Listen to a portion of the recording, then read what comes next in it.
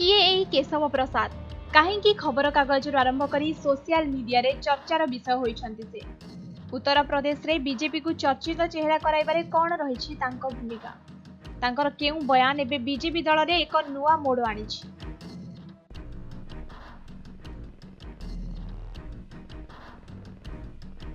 केशव प्रसाद मौर्य एबे उत्तर प्रदेश रो उप मुख्यमंत्री भाबे काम करुछन्ति।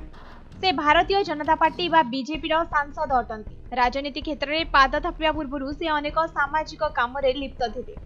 निरीह गाई मानक अत्याचार को विरोध करी गौ रक्षा आंदोलन में से जड़े सक्रिय नेता भाव काम करते। गाई मानक हत्या को विरोध करने सह सुरक्षा प्रदान काम करा जाउथिला।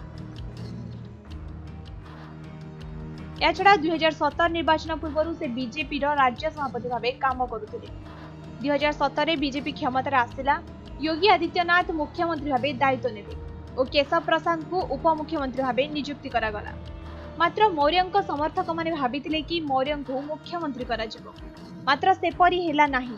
एपटे केशवंक मंत्री हेबार आशा मध्य मौळीगला। सेबेठारु योगी आदित्यनाथ और केशव प्रसाद मध्य मनमालिन्य लगी रही। तेबे निकटरे एक बैठक रे योगी आदित्यनाथ और केशव प्रसाद मध्य उपस्थित थिले।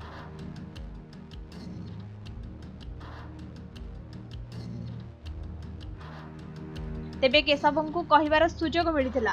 से एभली बयान देइथिले जहा एबे एक चर्चार विषय पलटिछि।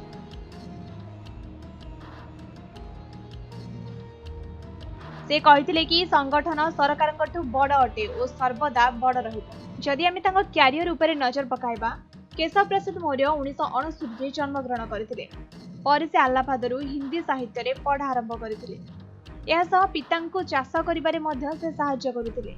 राजनीति रे पाद थापिया पूर्वरु दुखरे जीवन अतिबाहित करुथिले। से दिने चा और खबर कागज बिकी निज पेट पोषुथिले।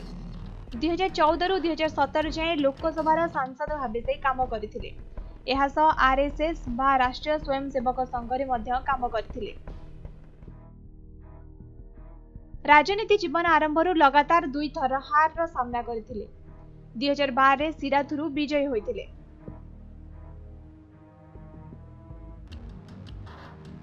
यह सह 2014 रे फुलपुर लोकसभा विजय लाभ करथिले, जहा प्रायतः असंभव थिला, कारण नेहरूंक समयरु सेठारे कांग्रेस ही विजय लाभ करुथिला और बीजेपी एठारे हारी आसुथिला। केशव प्रसाद प्रथम व्यक्ति थिले जे कि बीजेपी तरफ फुलपुर लोकसभा आसन छिड़ा होइथिले और विजय मध्य होइथिले। उत्तर प्रदेश रे राम जन्मभूमि रे मंदिर प्रतिष्ठा पाई से लड़ाई करथिले। हिंदुत्वर प्रचार और प्रसार पाई अनेक काम नियोजित थिले। ब्यूरो रिपोर्ट, समय लाइव।